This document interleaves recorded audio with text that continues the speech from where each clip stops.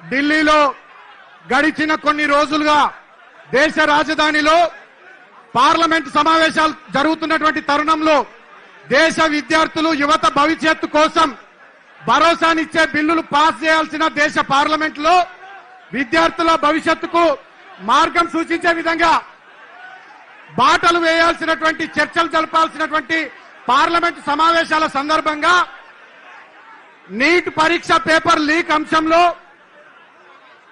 విద్యార్థులు దేశవ్యాప్తంగా అందరూ కూడా దేశ రాజధాని ఢిల్లీకి వెళ్లి ప్రధాని నరేంద్ర మోడీకి కేంద్ర ప్రభుత్వానికి ఈ అంశాన్ని వాళ్ళ దృష్టికి తీసుకొని పోవాలని చెప్పి విద్యాశాఖ మంత్రి ధర్మేంద్ర ప్రధాన్ రాజీనామా చేయాలని చెప్పి భవిష్యత్తులో ఇలాంటి పరీక్షలు ఏవి కూడా పేపర్లు లీక్ కాకుండా కట్టుదిట్టమైన చర్యలు తీసుకోవాలని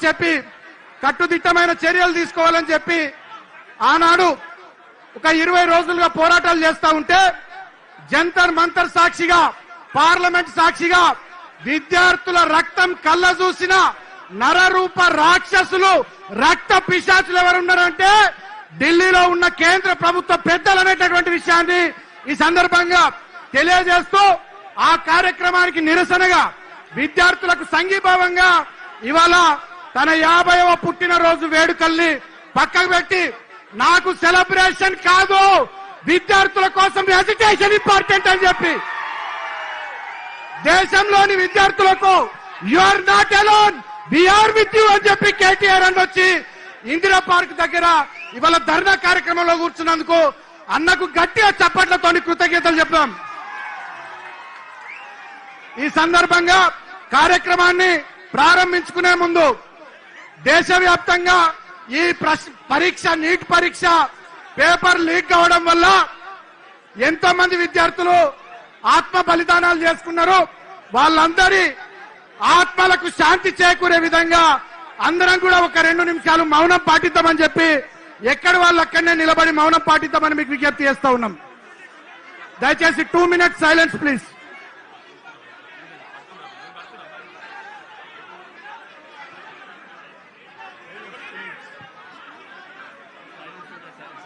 మౌనం పాటిస్తున్నాం, దయచేసి అందరు సైలెంట్ గా ఉండండి.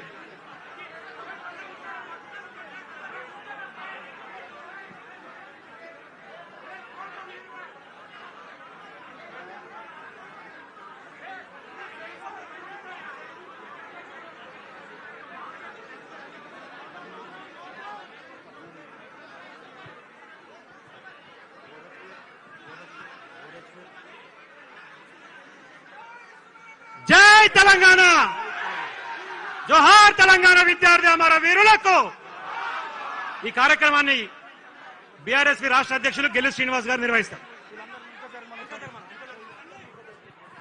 దయచేసి కొంచెం వెనకబండి ప్లీజ్, కొంచెం వెనక. ఇక్కడ ముంగడ విద్యార్థుల మీద పడతారు మీరంతా, సీనియర్ లీడర్లంతా వెనక జరగాలి ప్లీజ్. స్వామి జరాడు అందరం జరు, వాళ్ళందరం జరు. జై కొంచెం వెనక జరగండి, మీద పడతారు ఇక్కడ విద్యార్థుల మీద పడతారు. వెనక జరగండి అక్క, కొంచెం వెనక జరగండి ప్లీజ్.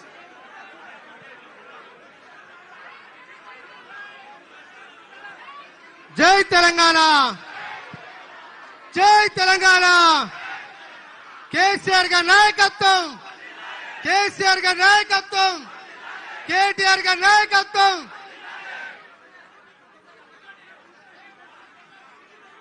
విద్యార్థి మిత్రులారా కొంచెం సైలెంట్ గా ఉండండి దయచేసి. అందరు కూర్చోండి ప్లీజ్, ముంగడున్న వాళ్ళంతా కూర్చోండి ప్లీజ్. అందరు కూర్చోవాలి, ఇబ్బంది పెట్టాలి, అందరు కూర్చోవాలి దయచేసి. అందరు కూర్చోండి, జుబేర్ అందరు కూర్చోండి. ఇవాళ దేశవ్యాప్తంగా నరేంద్ర మోడీ ప్రభుత్వానికి వ్యతిరేకత స్టార్ట్ అయింది. ఢిల్లీ నడివీధిలో దేశ రాజధానిలో విద్యార్థులందరూ కలిసి స్వచ్ఛందంగా కేంద్ర ప్రభుత్వానికి వ్యతిరేకంగా ఆడ ధర్నాలు చేస్తూ ఉంటే ఇవాళ పాసిస్టు పాలన నరేంద్ర మోడీ నాయకత్వంలో వాళ్ళంతా విద్యార్థుల మీద లాఠీ చార్జ్ చేసి బాష్పవాయు గోళాలతోని విద్యార్థులను గాయపరిస్తే చెల్లించిన మన కేటీఆర్ గారు ఇవాళ హైదరాబాద్ లో ఢిల్లీలో జరిగిన సంఘటనకు నిరసనగా సాలిడారిటీగా ఇవాళ హైదరాబాద్ లో ఇవాళ ఈ ధర్నా చౌక్ వద్ద కార్యక్రమాన్ని నిర్వహించడం జరుగుతూ ఉన్నది.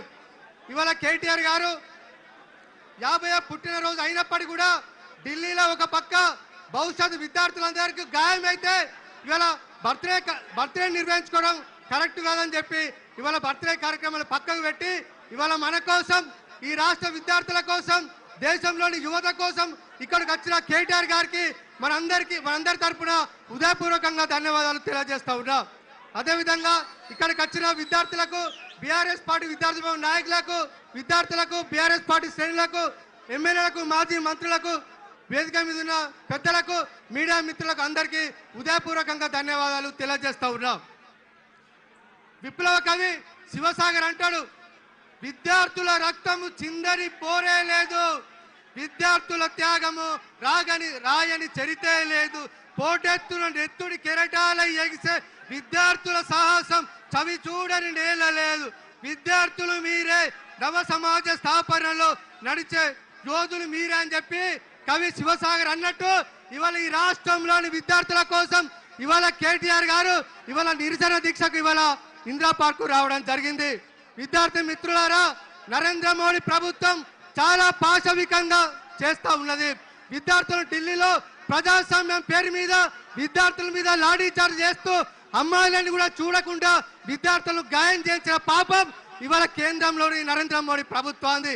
అదే విధంగా నరేంద్ర మోడీని ఆదర్శంగా తీసుకున్న ఈ రాష్ట్ర ముఖ్యమంత్రి రేవంత్ రెడ్డి గారు కూడా 2 లక్షల ప్రభుత్వ ఉద్యోగాలు ఇస్తామని చెప్పి ఎన్నికల ముందు హామీ ఇస్తే ఆ హామీని అమలు చేయాలని చెప్పి చిక్కడపల్లి చౌరస్తాలో, చిక్కడపల్లి లైబ్రరీ వద్ద, అదేవిధంగా ఎల్బీ నగర్ లో విద్యార్థులందరూ స్వచ్ఛందంగా రోడ్ల మీదకి వచ్చి మాకు ఉద్యోగాలకు నోటిఫికేషన్లు ఇవ్వాలని చెప్పి విద్యార్థులు దండాలు రాస్తారోకాలు వేస్తే ఢిల్లీలో మోడీ ఏ విధంగానైతే విద్యార్థుల మీద దాడి చేపించిందో ఇవాళ తెలంగాణలో కూడా రేవంత్ రెడ్డి గారు అదే విధంగా లాఠీ చార్జ్ చేయించి విద్యార్థుల మీద కేసు పెట్టించిన పాపం ఈ రాష్ట్రంలో ముఖ్యమంత్రి రేవంత్ రెడ్డి.